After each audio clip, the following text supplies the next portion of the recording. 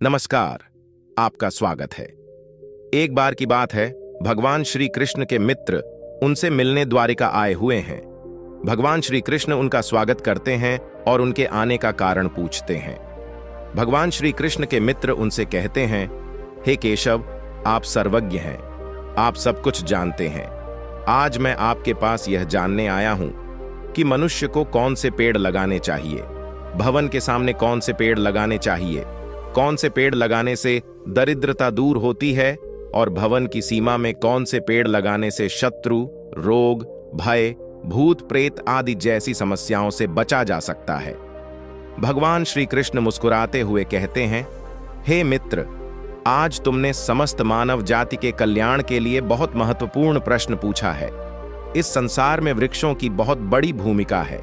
वृक्ष सदैव पूजनीय होते हैं, लेकिन आज तुमने सही प्रश्न पूछा है। भवन की सीमा में वृक्ष लगाने से बहुत शुभ परिणाम मिलते हैं। पेड़ पौधे भवन की शोभा बढ़ाते हैं और पर्यावरण को भी स्वच्छ रखते हैं। वृक्ष सकारात्मक ऊर्जा का संचार करते हैं, जो मानव जीवन के लिए बहुत आवश्यक है। पेड़ नकारात्मकता को कम करते हैं और वातावरण को अधिक सकारात्मक बनाते हैं।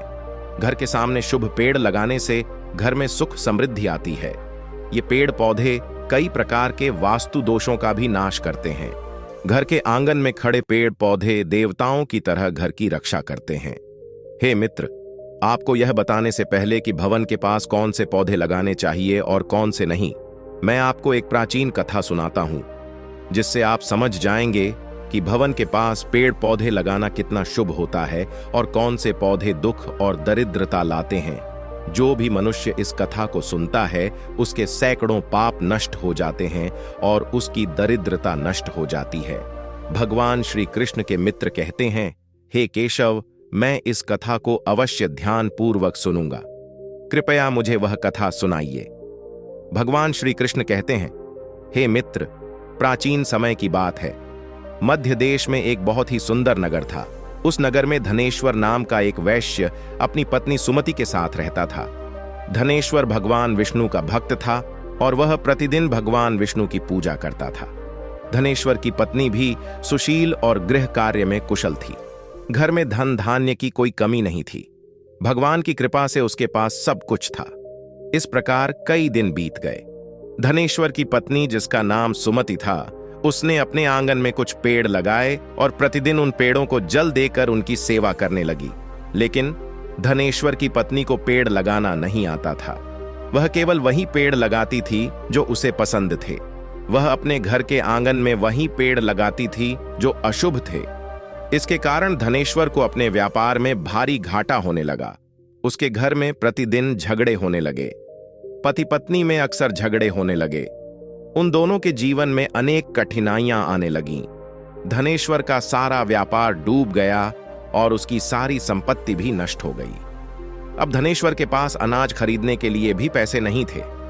वह भूखा रहने लगा, जिससे उसकी पत्नी भी नाराज हो गई। उसने अपने पति से कुछ काम करने को कहा। फिर धनेश्वर काम मांगने के लिए गांव में भटकने लगा, लेकिन उसे कहीं काम नहीं मिला। वह आकर अपनी पत्नी से बोला, अरे यार, मुझे कोई काम नहीं दे रहा है। अब काम की तलाश में कहां जाऊं? वे दोनों पूरी तरह से असहाय थे। उनके पास काम करने के लिए कुछ भी नहीं था। धनेश्वर ने अपनी पत्नी के सभी गहने बेच दिए और जो कुछ भी मिला उससे अपना पेट भर लिया। अशुभ वृक्ष लगाने के कारण उन दोनों के जीवन में अत्यधिक गरीबी और समस्याएं थीं, लेकिन वे इस बात से अनजान थे। फिर एक दिन धनेश्वर के घर एक संत आते हैं। उन्हें देखकर धनेश्वर उन्हें नमस्कार करता है और कहता है, हे साधु महाराज, कृपया आएं। इस गरीब आदमी के घर आपका स्वागत है। मुझे बताएं कि मैं आपकी क्या मदद कर सकता हूं। साधु महाराज कहते हैं, हे महाराज, मैं तीर्थ यात्रा पर आया हूं। मैं आराम करने के लिए जगह ढूंढ रहा हूं। अगर आपको कोई आपत्ति न हो तो कृपया मुझे अपने घर में जगह दें। मैं कई दिनों से भूखा हूं। अगर मुझे कुछ भोजन मिल जाए तो यह मेरे लिए बड़ी कृपा होगी।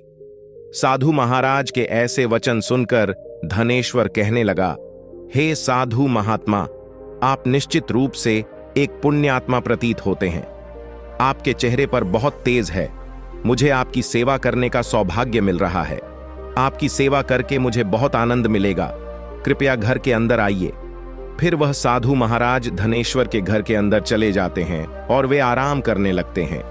धनेश्वर बड़े ध्यान से साधु महाराज की सेवा करता है, लेकिन उसके पास भोजन का एक दाना भी नहीं होता है। इसलिए वह अपनी पत्नी से कहता है, अरे प्रिय, आज हमारे घर जो साधु महात्मा आए हैं वे बहुत ही पवित्र दिखते हैं, हमें उनके भोजन के लिए कुछ करना चाहिए। मैं गांव में जाकर किसी से कुछ धन मांग लूंगा। यह कहकर धनेश्वर गांव के एक सेठ के घर जाता है और उससे कुछ धन देने का अनुरोध करता है, लेकिन सेठ उसे धन देने से मना कर देता है और कहता है, आपके पास तो एक भी पैसा नहीं है, आप मेरे धन को कैसे लौटाओगे? धनेश्वर कहता है, अरे सेठ, कृपया मुझे कुछ धन दे दो, मैं इसे जल्द ही आपको वापस कर दूंगा। यदि मैं धन वापस नहीं करता हूं तो आप मेरा घर ले सकते हैं। धनेश्वर की बातें सुनकर सेठ को उस पर थोड़ी दया आती है और उसे धन देते हुए कहता है, हे वैश्य, यदि तुमने धन नहीं लौटाया तो तुम स्वयं अपना घर मुझे सौंप दो। धनेश्वर कहता है, हे सेठ, मैं वचन देता हूं कि यदि धन नहीं लौटाया तो मैं अपना घर तुम्हें सौंप दूंगा।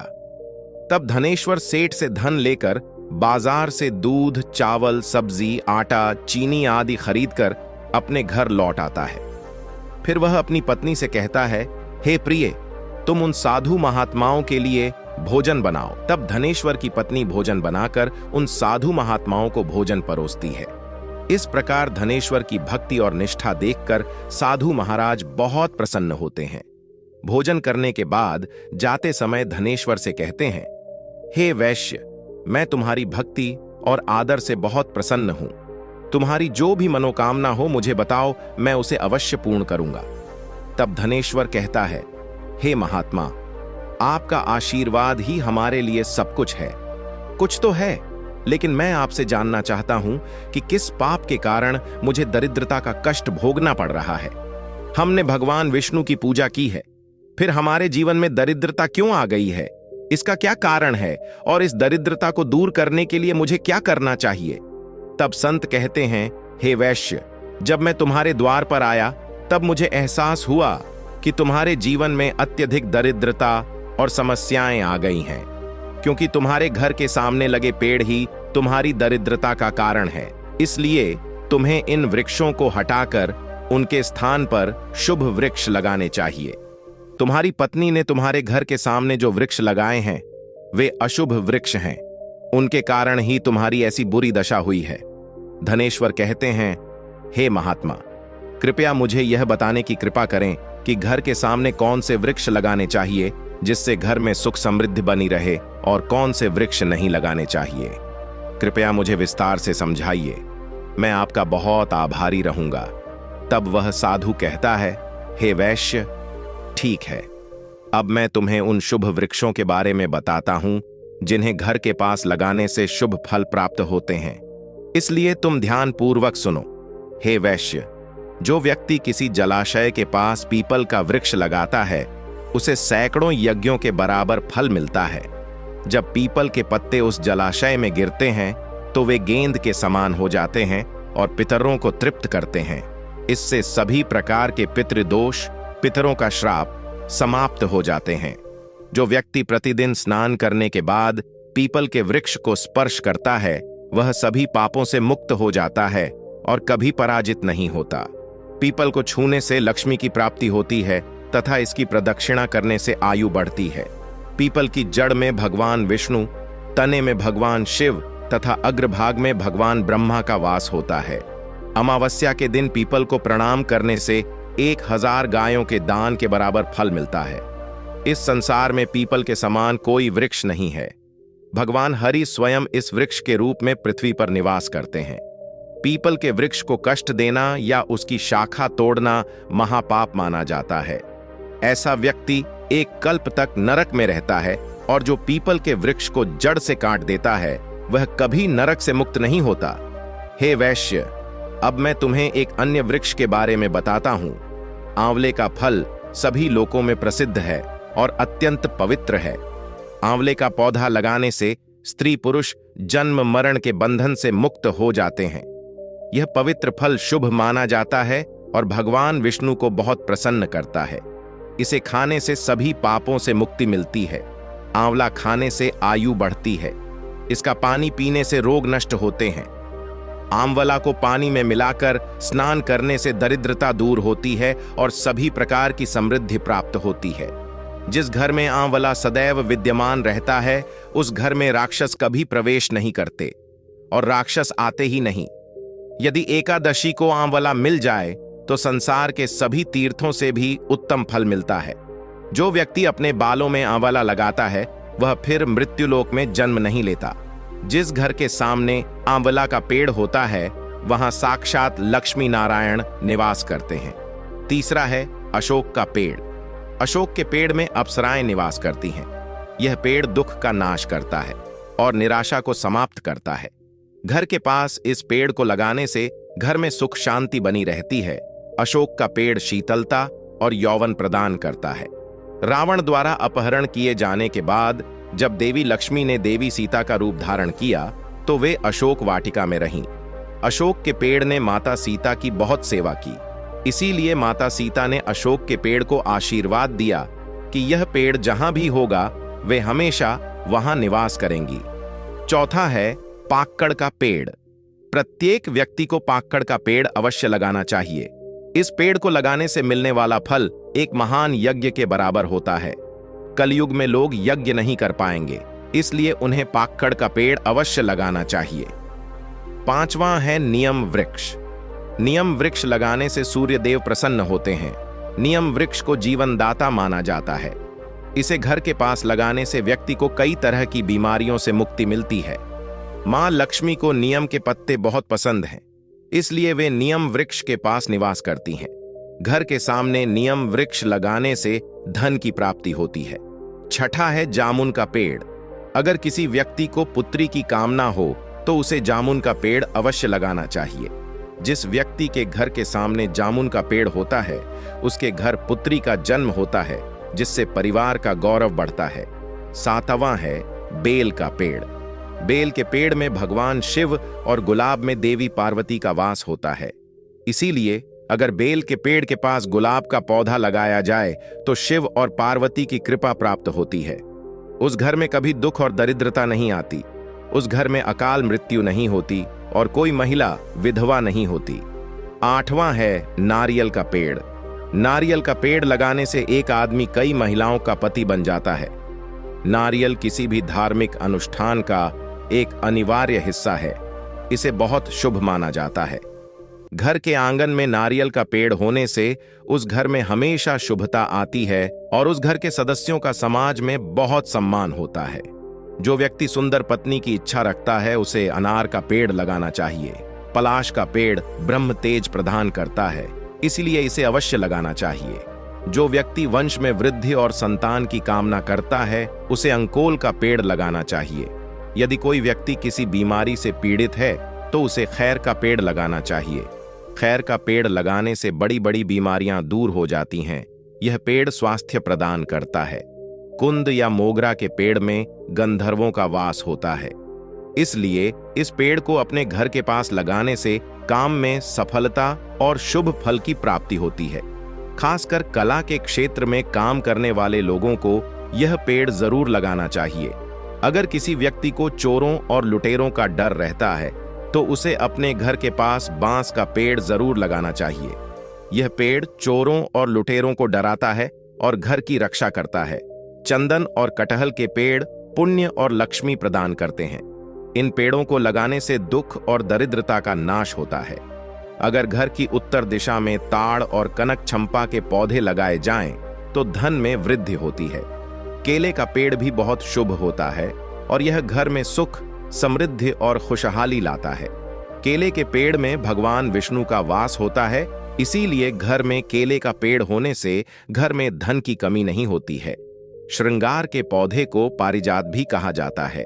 इस पौधे की उत्पत्ति समुद्र मंथन के दौरान हुई थी और मां लक्ष्मी भी समुद्र मंथन से प्रकट हुई थीं। इसलिए पारिजात के पौधे का बहुत महत्व है। अगर आप अपने घर में यह पौधा लगाते हैं तो आपको मां लक्ष्मी की विशेष कृपा प्राप्त होगी। मनुष्य को कभी भी ताड़ का पेड़ नहीं लगाना चाहिए। ताड़ का पेड़ संतान का नाश करता है। जिस घर के पास ताड़ का पेड़ हो वहां पौधा नहीं लगाना चाहिए। जिस घर में भेड़ा का पेड़ होता है उस घर की संतान कभी समृद्ध नहीं होती। व्यक्ति को कभी भी अपने घर के पास बहेड़ा का पेड़ नहीं लगाना चाहिए। इस पेड़ पर भूत प्रेतों का वास होता है। बहेड़े का पेड़ लगाने वाला व्यक्ति भूत बन जाता है।